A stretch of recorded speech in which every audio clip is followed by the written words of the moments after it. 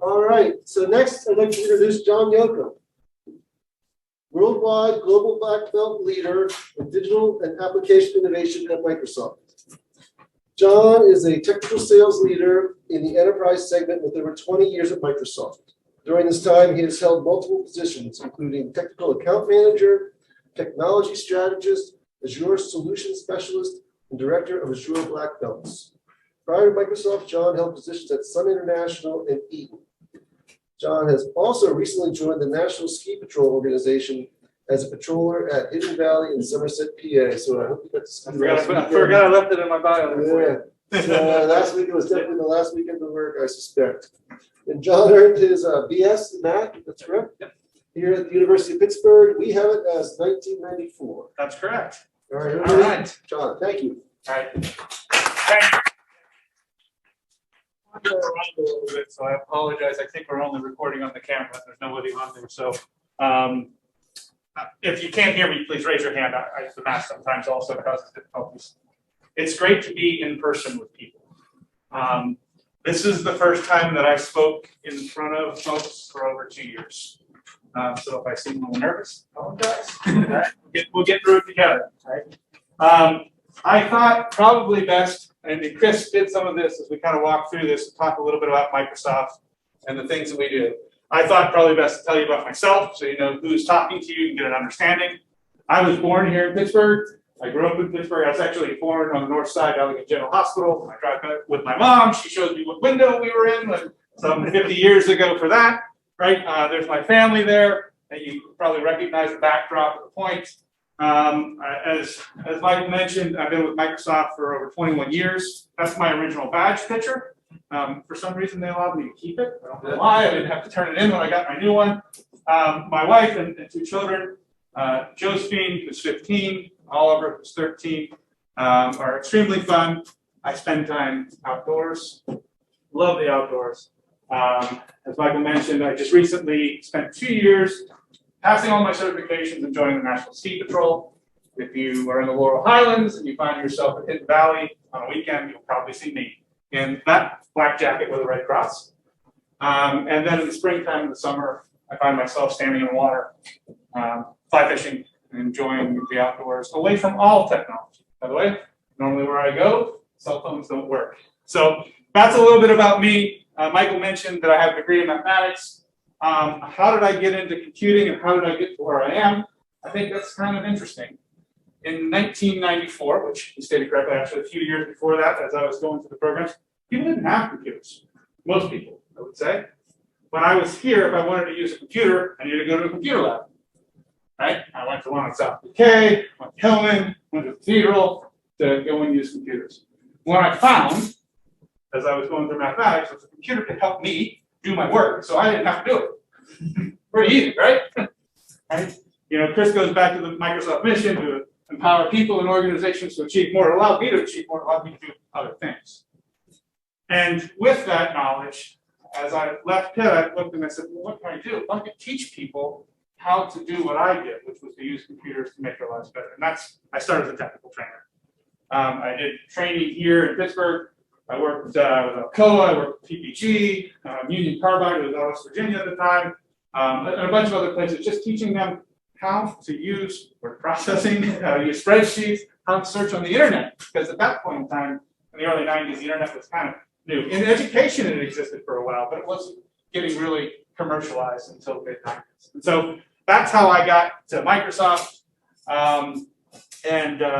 You know, the rest, as they say, is history. So, with that as a backdrop, let me tell you about what I do. There we go. All right. So, if you've seen this popular meme, right, this is what my friends think I do. They think I work at Microsoft and I play games all day long, right? We make Xbox and we have a very popular brand of franchise of games, and they think that that's what I do. My mom thinks I'm a genius, right?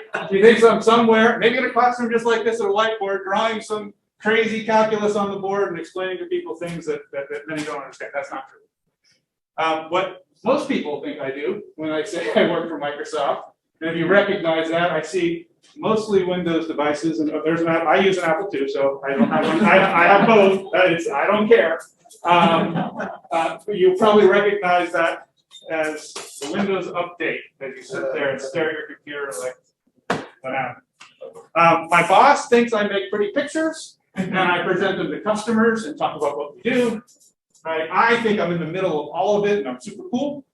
But in actuality, what I really do is a lot of the work that Chris talked about. And that's a data center of ours. That's actually in Boynton, Virginia. We have over 70 regional data centers scattered throughout the world, countries. I can't remember how many we have in the United States now. I lose track. And really, I help large organizations as they go through their journey to move into those buildings, to take advantage of what's in those buildings, to use those buildings to expand their market potential, to grow their business, to build something new. And so that's what I really do. It's not as fun and interesting as all the other. We'll make it about the window update. But, right. So any questions about me before I get into the kind of theme that I want to talk about? No? All right. No fly fishing spots for me? Click it. There we go. So Chris introduced you to our CEO, Satya Nadella. This quote was from, I believe it was April or May of 2020. And you can guess why this statement was made. All right? He said, we saw 2 years worth of transformation happen in just a little under 2 months. Pandemic hit, businesses closed their doors for the most part, sent their employees home. Schools said, stay at home, we're going to figure out a way to do remote learning. Right? My kids spent a year at home, right? And that was powered by technology. Most were able to get through it. Some, unfortunately, some businesses closed. People suffered hardship. You probably didn't see your family for a long period of time, except it was over Zoom, right? Or maybe FaceTime or whatever you choose to do that. And so there was an outside influence that affected all of our lives, and I think some of that will continue. I know my parents know how to use Zoom now and FaceTime. Like, they didn't know how to do that before, right? And they can see their grandchildren who live in Texas now on a regular basis, so it improves their life. But that's personal transformation. What about business transformation? Well, a lot of organizations that used to think about how people came into the office now had to think about how they could do it remotely. This whole idea of hybrid work. We're going through this right now. We talked about it before we came in here about how things are changing in the business world. And that's just one example of transformation. But transformation really ties itself back to a single principle. And this is one that I mentioned when I talked about the different segments. You mentioned the question on the customers. That principle is about agility. Agility within an organization. Am I going to go? Here we go. Agility within an organization. And so I don't know if anybody's familiar with Gary Henderson. When he thinks about business and agility, he calls it the company's single biggest asset. And you can probably think of examples just in the recent 10 or 20 years of where some companies have died, ended, closed their doors because they couldn't be agile. Others may have flourished because they were able to change. And I can guarantee you, we could probably come up with a couple dozen that new companies were born because they were super agile. Right? Why were they born? And why were they able to surpass some of the existing? Well, because that agility was really important. Chris brought up the market capitalization, top 5. Tesla was 5? 6. Okay, thank you.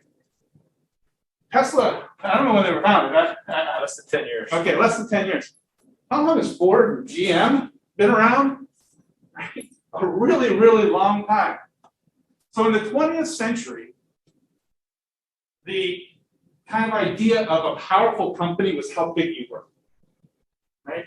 If you were big, if you were multinational, if you had lots of employees, like we talked about, then you were powerful. We saw that list. GE was in that list. I don't remember all the rest of them, but they were big, powerful companies, and still are to some degree.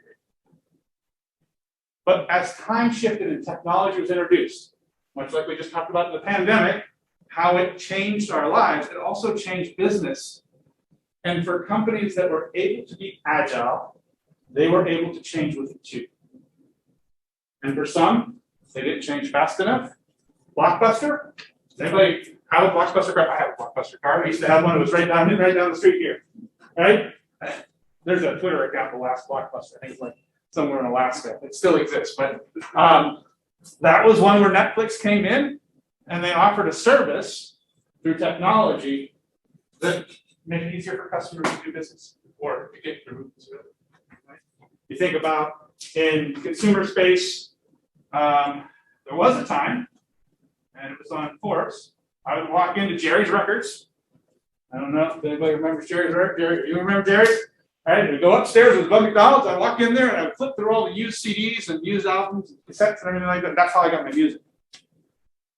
Right? But then, iTunes, now Spotify, and other streaming services have really changed that industry and driven the customer spend through that because there was new companies with that. And that's about innovation. What about existing companies when they start thinking about how do they continue to survive?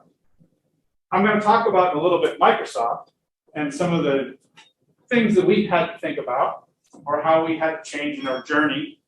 And those are going to be the ones that I'm going to leave with you. But before I get to that, I want to talk about if you are a large company today and you're fairly successful, how do you know when to change? And actually, should you? This is a really hard problem for existing companies to understand where they need to invest, what processes they should change. Gartner has this thing, it's called the 7 R's. I can't remember each one of them. It's like retire, remain, rehost, refactor, re-architect. That's 5. Just a couple more. Replace. Like there's these R's that an existing company has to look at their technology, their business process, their products, and determine if this is something that they should put effort on. And what I'm here to say is for existing companies, they should all be going through that every day. And when they get to a point of going through that every day, they're in an iterative process, they will become more agile because they're thinking about it. Manufacturing is a perfect industry to talk about someone that's, an industry that is not very agile. It's by design. They want to build a process and run it for the next 20 years without change. They want to squeeze the cost out of everything that's there. I spent a lot of time working with Alcoa here. Alcoa would design something. We had problems because they said, we want to use your technology, but you have a 10-year support life cycle on your technology, and we expect to run it for 20 or 25. And so that would force us to change along the way. And we don't want to do that. Right? That's that 20th century. I'm big, I'm powerful, and this is how I'm going to set it. Right? But times change. So agility is really important. But thinking about Alcoa example or a couple others, there's this concept that's also it's really in not just in technology, but across many things, debt. And Einstein, I think this was credited to Einstein, at least so says AZ quotes, right? The strongest force in the universe is compound interest. Any financial person would agree with you, right? Right? What if that the principle was negative? Then it just gets worse and worse and worse for a company that's out there. And when we talk about agility, when we talk about using cloud services, when we talk about innovation, transformation, it's about reducing the debt that you have in an organization so that you can turn that compound interest around. Right? Existing, like Alcoa is my example, if they continue to do that process, someone will come with a better way, or distribution will change, recycling, but it will happen. I mentioned automotive, GM and Ford making great cars, even overseas making great cars. Tesla introduces this concept of a very technologically driven EV with the promise of autonomous driving, and all of a sudden there's a shift. They didn't know anything about cars, right? But they brought an idea, and they built upon that idea where those other companies couldn't move as quickly. Now, are they? I have a Silverado reserved for 2024, right? When the EV comes out, I love my truck, and so I'll get it, right? But I'm waiting. There are many others that are already buying. So this concept of technological debt is something that I work with organizations with all the time. I go in and say, okay, what part of your business are you really thinking about needs change, where you need to innovate? Does it make sense for you to invest in that? And when you invest in that, what I didn't tell you is I spend a lot of time on the development side or application building. My teams help people write code for whatever business process they have. And we say, look, if you're going to do that, you have to bake into your process this agility. It used to be at one point in time, companies would deploy a new version or release every year, maybe sometimes 6 months. You gotta get to a point where you're doing it 6 times a day. The smallest little feature or increment goes into it, and you just continue to build and build and build on it. And so that's what I do and a lot of my teams do, is talk about this iterative development process, but it applies throughout the whole organization, for process, for people, for culture. It's there. We need to be iterative. We can't do the old waterfall methodology of, hey, on this date, we're all going to change. It doesn't happen that quickly. So, with those kind of as the backdrop of digital transformation, I wanted to talk about or leave with you these 3 areas that Microsoft has gone, is going, or will go through some type of transformation where we have decision making to really play out. And so yes, the slide is blank if you were wondering, if you were looking for it. I didn't want to give them all away just yet. All right, the first one. Chris touched on this a little bit. And while this is a Microsoft thing, this is something that's across the industry in general.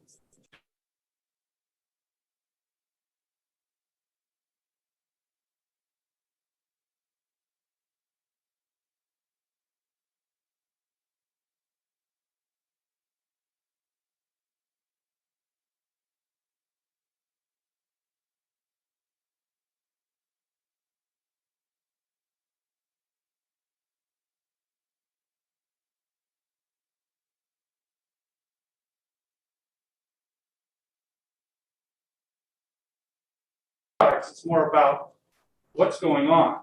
And so there's this shift in the industry. Even Tesla, we keep bringing them back up, right? They want to sell you a subscription to their driving service.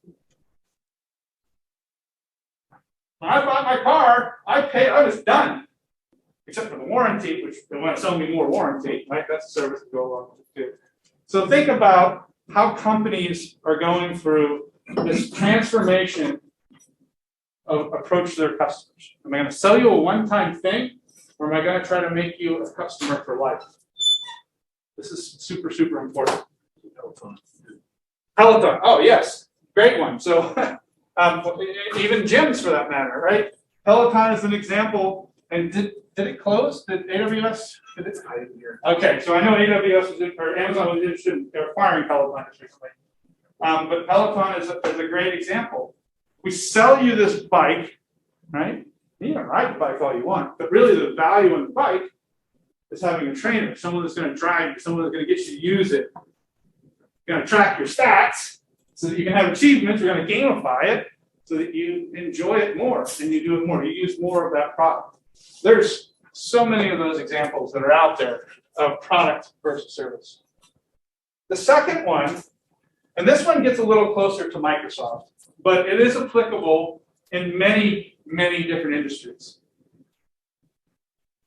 Do I build it behind closed doors with only my intelligence, or do I leverage the intelligence of the common good in return for sharing what I create back out to the common good? So this is an age-old argument, and in Microsoft, this is one that we fought. I had to chuckle when Chris had the slide up of Steve Ballmer. I don't know if anybody spent time knowing about Microsoft, but Steve Ballmer had a really strong opinion that everything should have been proprietary. If it's not invented here, at Microsoft, then you shouldn't be doing it. The picture up there, does anybody recognize that little cute guy? Linux, yes. It represents Linux and has a Windows logo next to it. Ballmer called Linux a cancer. Like, he used those statements in the public with analysts. I'm here to tell you, that's changed considerably. We had to change because just basically the industry was changing. It's a much more open. Academics is the best example of it. Open source is everywhere. If I want to write an application, I can go to Stack Overflow and I can find somebody that's done half of it. I go to GitHub and go pull that stuff, and it helps me go forward. Right? And I build on the work of others rather than just relying on myself. This is one where some people still believe that proprietary is the only way. Now, there are things that maybe patents and trademarks, those types of things that are important to think about here. But if you just shut it off completely, are you benefiting from the work of others? And so that's my second topic that I'd love for you to think about. And this last one is one that we struggle with on a regular basis. And I don't have an answer for you. I try to, we split-brained on this. How do I approach our customer segment? Do I approach my customer segment in an industry way? That is, do I just go and do all these things for healthcare, and that's all I do? Or do I think about creating products and services that apply to all industries, financial services, so manufacturing, so retail can all use them? The truth of the matter is there's no simple answer. It's a little bit of both. I put verses here. Also, the proprietary and open source, I think, is also a combination, all three of them. But if companies think about it just one way, you limit yourselves. We started out in our cloud services very, very horizontal. We're going to build these data centers, we're going to put stuff in it, and you can come run your services here. We don't care what you do. They're just very generic commodities. And we learned over time that there can be value add if we build stuff into those services that are specific for healthcare, specific for financial services. We've even gone so far to create, some of it's in marketing, I'll admit it, Microsoft Cloud for fill in your industry. But what's behind that is some development that supports that industry that makes it easier to bridge the gap from a specific industry to a commodity.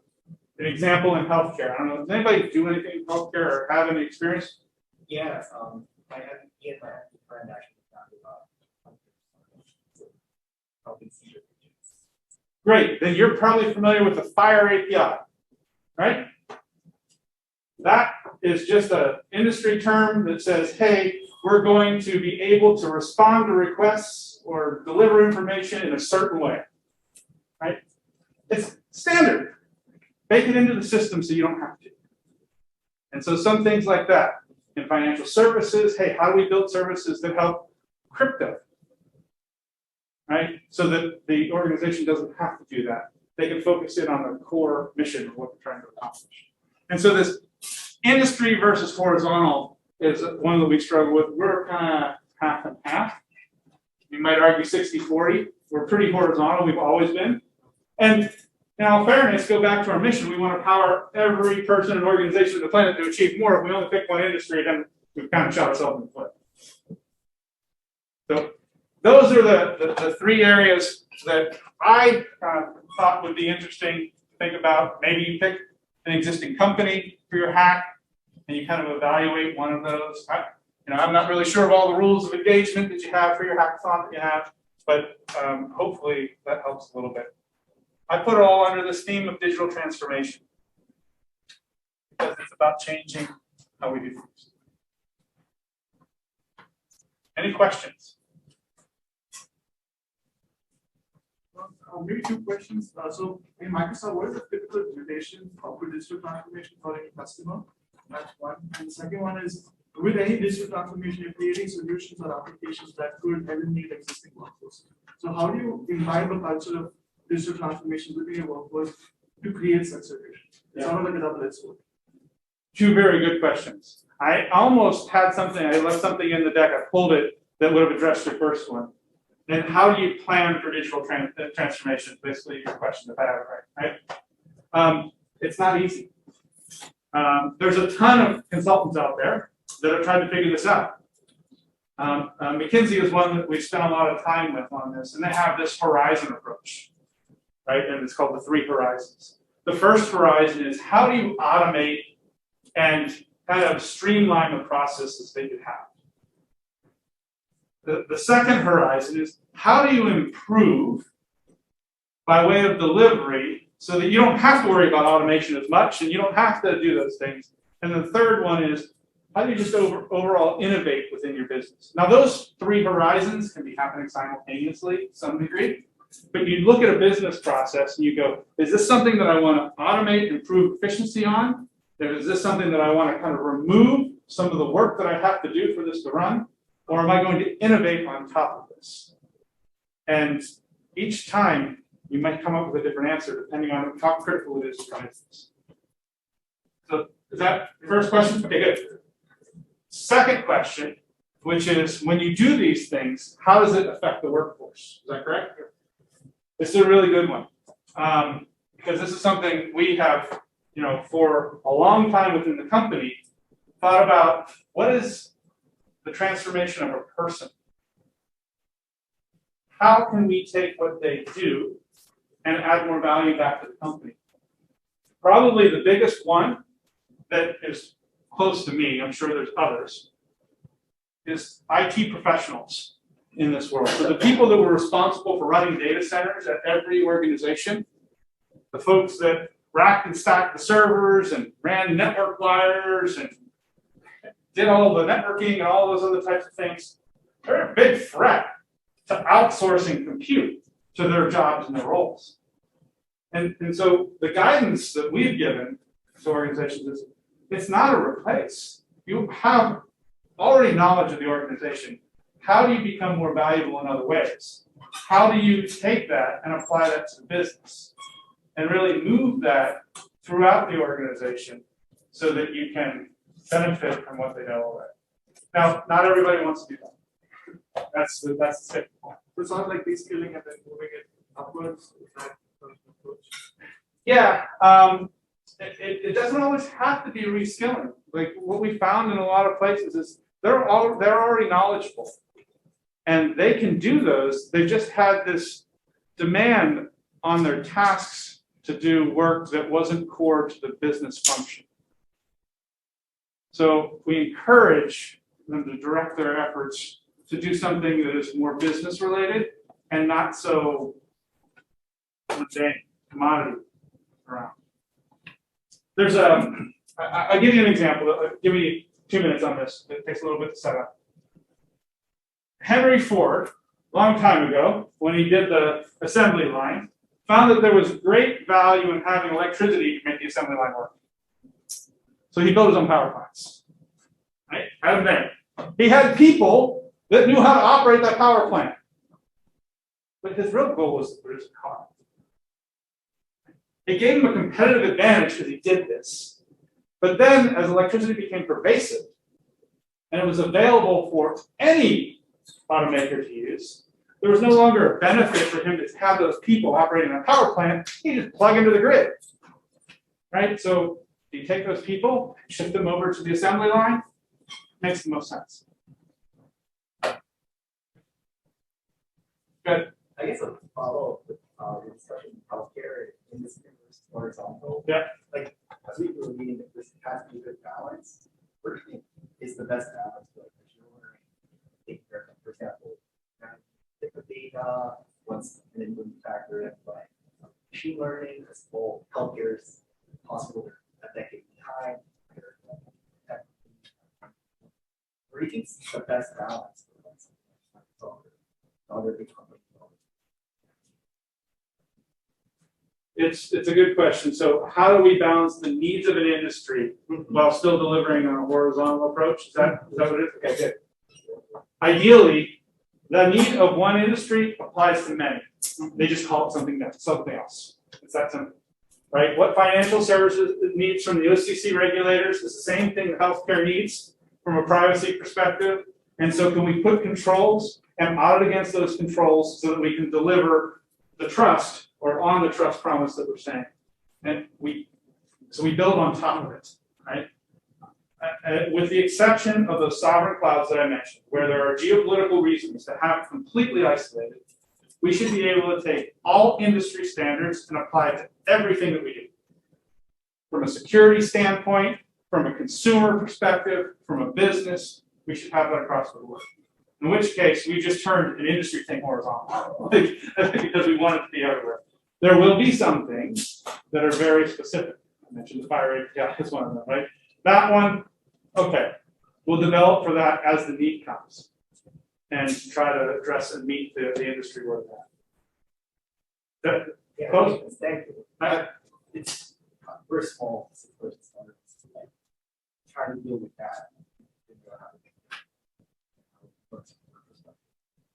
Yeah, so there's, I can't remember the acronym, maybe you guys help me out.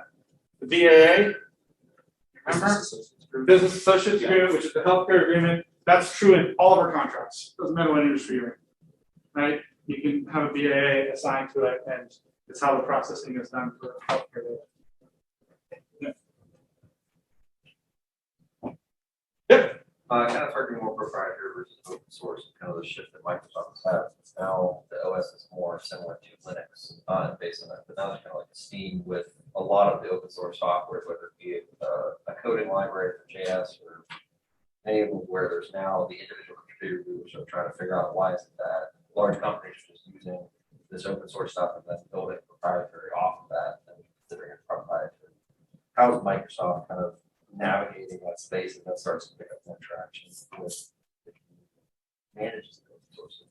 Yeah, so it's a great question. For those of you that don't know the open source ecosystem really well, I'll try to do my best to simplify. I don't know the background of everyone here, right? So a key principle in open source is the license that you get with it. The license says that when you develop on top of this, you need to give it back to the community, right? But what you have is organizations that will fork it and then kind of terminate that license and not contribute back to the community.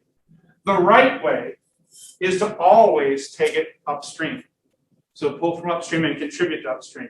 And I'll use for an example, you mentioned Linux, but I'm going to go one step further. I'm going to say Kubernetes. So Kubernetes is a de facto orchestrator in technology today. It's a way that most modern development is happening. And it's an open source project. It's part of the Cloud Native Computing Foundation. And members join it so that they can have access and they can contribute to it. And the ideal thing is you keep contributing on top, right? And you pull from upstream. You may make some changes to it, but those changes should be in the open. For the companies that don't do it in the open, they're seen not as trustworthy.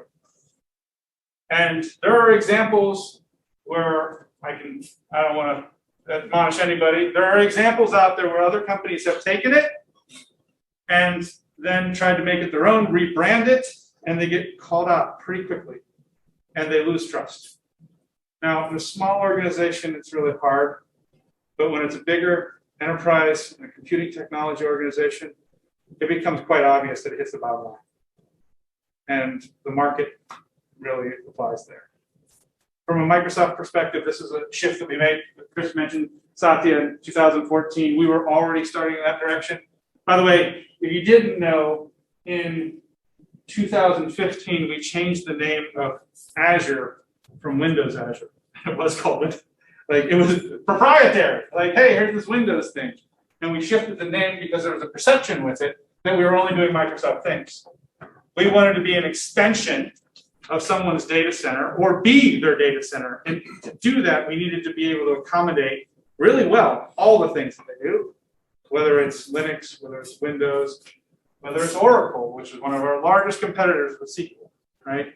It's something that you just kind of have to open up and say, if I'm going to help you, I need to do what you do, right? I don't know if that completely answers your question, but Andrew? I kind of have a question about your data centers. You know, we're supposed to be going green these days. Those things must take a lot of power to operate. We got a lot of them. Do you have any plans for changes? Oh, wow. We were actually, Chris was gonna have as one of his topics, and I think he cut it for space, was sustainability, and it's super important. Is it 2030? Is that the date? that we Yeah, by have? 2030, Microsoft has pledged to be carbon negative. Where are they gonna get the power for all these? And we were the first to set up a trend, not only in the industry, but with everyone, to really reevaluate every aspect of how they operate, including hopping on a plane, you know? But go ahead. Well, hopping on a plane, I'll come back to the data centers in a moment, which I don't know if you just saw this. We now charge $100 for every employee that travels internally. Like if it goes to a carbon footprint contribution, it's there. This was just announced in the last week or something, because we want to hold people accountable for it, and then we can, you know, turn that into some type of sustainable energy in that way. That's an internal transfer thing. That's kind of magic and smoke and mirrors, right? You would probably argue, but it is an acknowledgement inside the company of how we're going to contribute. Now, externally, I'm going to take it one step further and say, what if it's not in our data center? What if it's in your home? How many people have an Xbox? 2, 3, 4. Okay. Each one of those boxes we count as our carbon footprint. Even though it's running in your house or in your dorm or wherever it is, right? We did that. It's running services that we offer, and it's an extension of it. And so we put that as our carbon footprint. That's a small one when you consider, I don't have the picture up anymore, the big data centers that are out there, but we're looking at ways to use less energy in everything that we do, looking at ways in how we can harness wind and water and geothermal and all of these things. In a traditional data center, you used to have, and most companies still do, you would have cooling units because the computer generates heat, right? Well, we don't want to have cooling units because that costs electricity, right? How do we use ambient air temperature? Where do we put the data centers so that the ambient air temperature is right? We even just finished a project. It was a test, really. It's called Project NATUC, I think it's how it's pronounced. It was taking and submersing our data center, however deep it needed to go, and operating that data center underwater, because then we could radiate the heat from that, and we didn't have to do that. And using the waves as power, right? And so we're not there yet, but we have made a commitment and a pledge on what we expect to be in the future. And That's great. there's a ton on this, by the way. Brad Smith, who he mentioned the book, Brad is our head of sustainability as well. Like he is like, what can we do to improve the planet from an overall sustainability standpoint? Yeah, and if you save a little bit of money in every house in the United States, that probably adds up to a few data centers. Yeah, I mean, most certainly. lots of different households. For all the computers that are sitting here, right? The screens are on bright. Can we dim them 3 minutes faster? What does that say? Like all kinds of stuff like that go into our product design.